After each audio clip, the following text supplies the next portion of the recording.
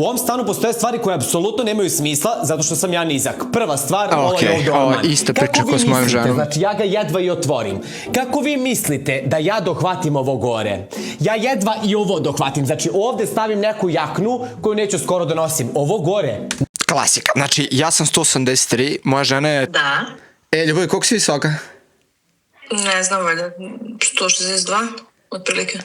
Ok, hvala. I večiti problem, ili ću da je nosim na duši zato što će da se pentra po nekim stolovima i stolicama, ili ću da se iscijevam svaki put kad joj treba nešto sa ormana, kako bi ja dohvatio i spasio je život. Tako da, ok, ovo mi je baš poznato. Ni iz skoka.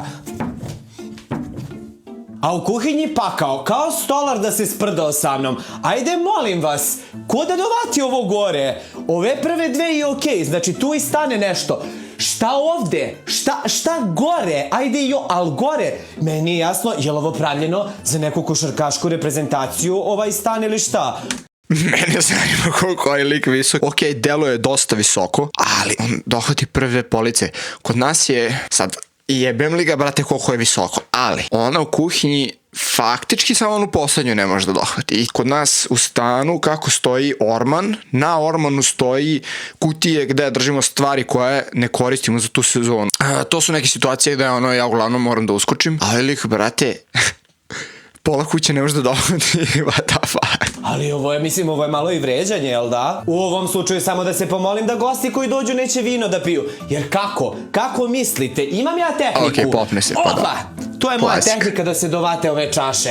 Ali šta ako ja jednom padnem? Šta ako se strmeknem odavde? Ovaj ovde prozor. Prva stvar, šta će ovaj mali prozor u hodniku? Što nije u WC-u? Druga stvar, kad je već tu, što nije malo niže? Mislim, uspem ja njega da dohvatim, ali na jedvite jade sa nekim penjanjem i nekom rotacijom. Znači, tu postoji posebna tehnika. Čemu tehnika za otvaranje prozora? Ok.